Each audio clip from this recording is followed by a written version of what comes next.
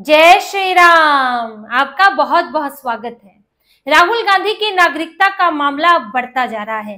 पहले जहां सिर्फ कोर्ट और फिर गृह मंत्रालय इसमें शामिल थे, लेकिन अब ईडी की भी इसमें एंट्री हो गई है। प्रवर्तन निदेशालय जो कि मनी लॉन्ड्रिंग के मामलों की जांच करता है, अब प्रवर्तन निदेशालय ने बुलावा भेज दिया है और बुलावा भेजा गया है एस विघ्नेश शिशिर को, जिन्होंने राहुल गांधी के खिलाफ ये मामला दायर किया है और उनके खिलाफ उनकी नागरिकता को लेकर उन्होंने दस्तावेज सौंपे हैं। अब ईडी ने एस विघ्नेश शिशिर को 9 तारीख को, इसी 9 सितंबर को उन्हें बुलाया है और उनसे उनके पास जो सारे साक्ष्य मौजूद हैं, सारे सबूत मौजूद हैं, वो उन्हें लाने के लिए कहा है। देखिए, इसमें ईडी ने जो एस विघ्नेश शिशिर को बुलाया है वो उनके खिलाफ नहीं है, ये बुलावा है राहुल गांधी के खिलाफ। एस विघ्नेश शिशिर के खिलाफ कोई मामला नहीं है, उनकी कोई जांच नहीं होने वाली है। ईडी को जांच करनी है उनके सबूतों की जो कि राहुल गांधी के खिलाफ है। ईडी ये जांचना चाहती है कि राहुल गांधी के पास, राहुल गांधी के नाम पर जो ब्रिटेन में कंपनी थी, विदेश में कंपनी थी, कंपनी क्या थी, क्या उसका बैंक अकाउंट था, बैंक अकाउंट के जरिए क्या ट्रांजैक्शन हुई है, क्या विदेशी मुद्रा का कोई मामला बनता है, क्योंकि विदेशी मुद्रा अधिनियम का उल्लंघन होता है तो ईडी उस मामले की जांच करती है। और देखिए, राहुल गांधी के खिलाफ पहले ही नेशनल हेराल्ड मामले में जांच हो रही है, जिसमें 5,000 करोड़ की जो नेशनल हेराल्ड की संपत्ति थी उसे बैकडोर से हड़पने का इनके ऊपर आरोप लग रहा है कि कैसे नेशनल हेराल्ड को यंग इंडियन इनकी कंपनी थी उसके जरिए उसे खरीद कर और उसको एक तरह से सोनिया गांधी, कांग्रेस, राहुल गांधी के हवाले कर दिया गया। अब इसकी जांच चल रही है। ईडी ने मुख्य आरोपी बनाया है राहुल गांधी और सोनिया गांधी को। अब ये जो देखिए, ये जो इस तरह के पैसे होते हैं, उन पैसों में हेर फेर की गुंजाइश होती है। मनी लॉन्ड्रिंग का, हवाला का मामला होता है, टैक्स हेवन शामिल होते हैं। अब इसमें ये है या नहीं, ये तो जांच का विषय है, लेकिन ईडी को एस विघ्नेश शिशिर ने जिस तरह के सबूत दिए हैं उससे कहीं ना कहीं इस बात की आशंका हुई है कि इससे कुछ ऐसे सबूत मिल सकते हैं, कुछ ऐसी कड़ियां मिल सकती हैं जो कि राहुल गांधी के दूसरे मामले में भी मदद कर सके और ये भी जांच हो सके कि क्या इसी मामले में, नागरिकता के मामले में ही कोई हेरफेर की गई है, क्या मनी लॉन्ड्रिंग का मामला बनता है। देखिए, एस विघ्नेश शिशिर ने किस तरह के सबूत बताए हैं। पहले तो आप ये समझिए कि मामला होते होते कहाँ आ गया है। पहले एस विघ्नेश शिशिर की याचिकाएं खारिज हो जाती थी, उन्होंने, वो तो सालों साल से इस केस को लेकर बैठे हुए हैं और जो सुब्रमण्यम स्वामी हैं बीजेपी नेता, उन्होंने अलग से दिल्ली हाईकोर्ट में केस डाला हुआ है, लेकिन एस विघ्नेश शिशिर की कई बार याचिकाएं खारिज हुई हैं और ये इस केस को ऐरा गैरा समझ लिया जाता था, लेकिन वो रुके नहीं। एस विघ्नेश शिशिर सबूत इकट्ठे करते गए। ब्रिटेन में कई बार उन्होंने ईमेल किए, वहां से जानकारी मांगी, जो चीजें वहां पर मिल सकती थी आरटीआई के थ्रू, जितना मिल सकता था जो कि पर्सनल डेटा नहीं है, पर्सनल डेटा के तहत नहीं आता, वो सब उन्हें मिला। और ये बैकअप्स लिमिटेड, जिस कंपनी के बारे में मैं आपको बार बार बताती रही हूँ, जिसमें राहुल गांधी को डायरेक्टर बताया गया है, उसकी रिटर्न में, और ब्रिटेन का नागरिक बताया गया है, साल 2006 की वो रिटर्न है। तो बैकअप्स लिमिटेड का कागज भी निकल कर आया। फिर जब ये मामला इलाहाबाद कोर्ट में पहुंचा तब इसमें गृह मंत्रालय को शामिल किया गया। गृह मंत्रालय से इस पर जवाब मांगा गया कि स्टेटस क्या है राहुल गांधी की नागरिकता का। फिर ये मामला ब्रिटेन पहुंचा क्योंकि गृह मंत्रालय ने ब्रिटेन से जवाब मांगा, क्योंकि भारत की सरकार के पास सिर्फ भारत की नागरिकता के सबूत थे कि भारत में कब नागरिक बने या नागरिक नहीं, यहाँ से नागरिकता कभी खत्म की भी थी कि नहीं, तो ये भारत सरकार ये बता सकती थी। लेकिन ब्रिटेन में नागरिक थे कि नहीं, ये तो ब्रिटेन की सरकार बता सकती है। अब जब इसमें गृह मंत्रालय से जवाब मांगा गया तो देखिए, ब्रिटेन की सरकार भी इसमें शामिल हो गई।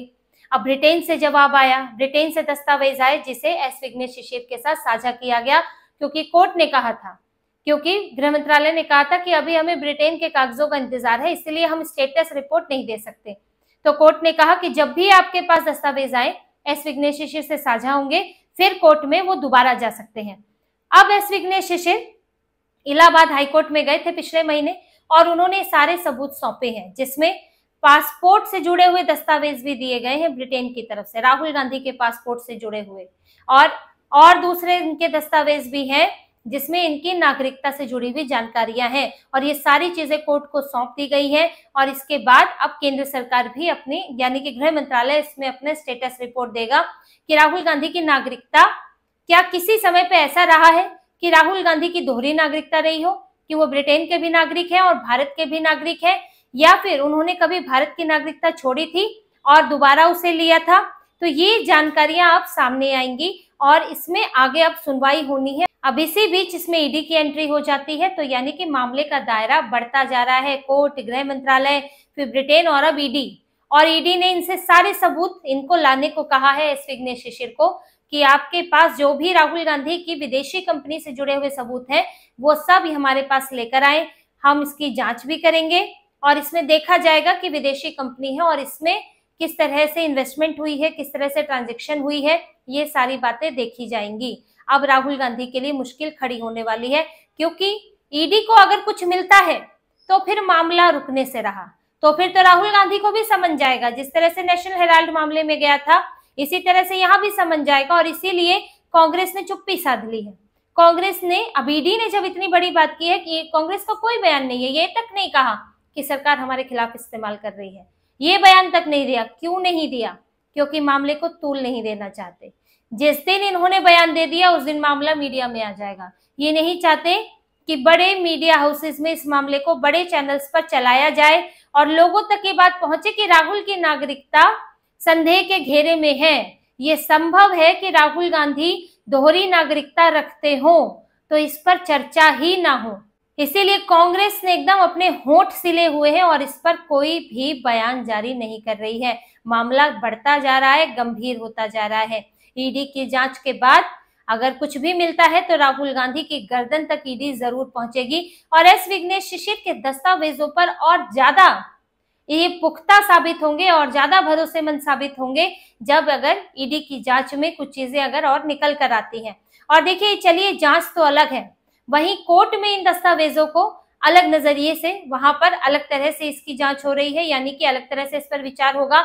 और कोर्ट ने ये तक कहा है कि एस विघ्नेश शिशिर को सुरक्षा दी जाए। ये वो एक बेहद प्रभावशाली व्यक्ति के खिलाफ उनका केस है, नागरिकता की उनकी मामला है, तो ऐसे में एस विघ्नेश शिशिर की जान को खतरा हो सकता है, क्योंकि राहुल गांधी कांग्रेस के आला कमान है और पूरी कांग्रेस पीछे खड़ी हुई है, कार्यकर्ता है। अब कौन एस विघ्नेश शिशिर को नुकसान पहुंचा दे, ये क्या कहा जा सकता है।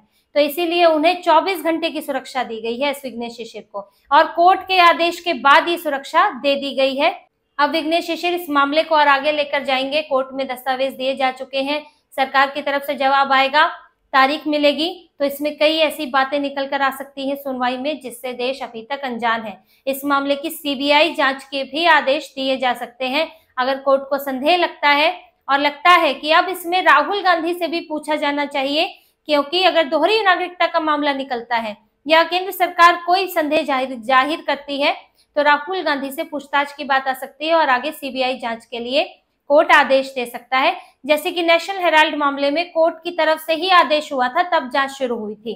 तो यहाँ पर अब बहुत कुछ हो सकता है। और देखिए, कर्नाटक बीजेपी वो भी इस मुद्दे को उठाने लगी है। अभी तक बीजेपी ने इसे पूरी तरह से ओन नहीं किया था इस मुद्दे को कि ये खुद बीजेपी उठा रही हो, लेकिन कर्नाटक बीजेपी ने पोस्ट किया था जिसमें एक चेहरा था जिस पर मास्क था, चेहरे के पीछे कौन है इसे कोई भी समझ सकता है, और उसमें लिखा गया था कि बहुत जल्द खुलासा होने वाला है कि मास्क के पीछे कोई ब्रिटिश है।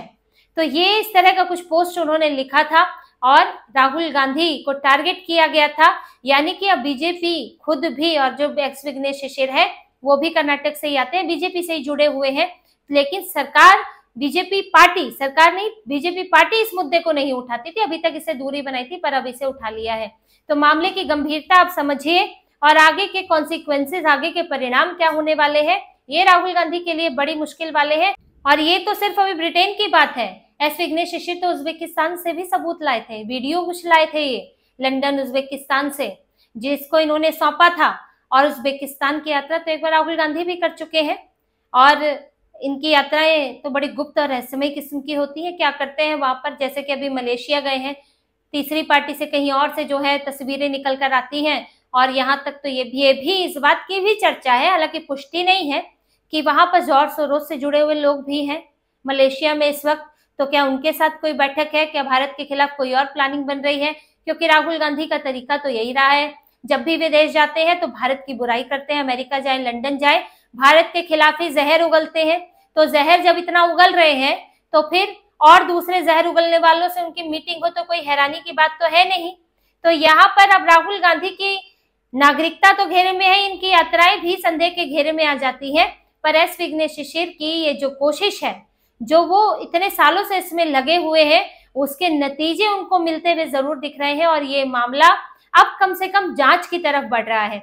हम ये नहीं कह सकते कि राहुल गांधी वाकई दोहरी नागरिकता के वाले हैं, या कभी उन्होंने ली थी, या कुछ गलत उन्होंने किया, ये नहीं, हम इस बात की पुष्टि अभी नहीं कर सकते हैं। लेकिन कम से कम जांच तो हो। जब इतने कागज सामने आए हैं तो उस पर कुछ तो संदेह होता है, तो जांच होके चाहे वही क्लीन चिट मिल जाए तो मामला खत्म होगा, लेकिन जांच तो हो कम से कम। तो अब ये जांच की तरफ बढ़ रहा है, और जांच के बाद इस मामले की स्पष्टता होगी कि राहुल गांधी की नागरिकता भारतीय है, ब्रिटिश है, कब भारतीय रहे, कब ब्रिटिश रहे, और जब इन्होंने अमेठी का 2004 का चुनाव लड़ा था तो वो कहाँ के नागरिक थे।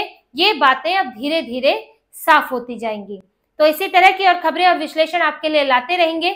हमसे जुड़े रहिए, सब्सक्राइब कीजिए, कमेंट कीजिए। बहुत बहुत धन्यवाद। जय श्री राम।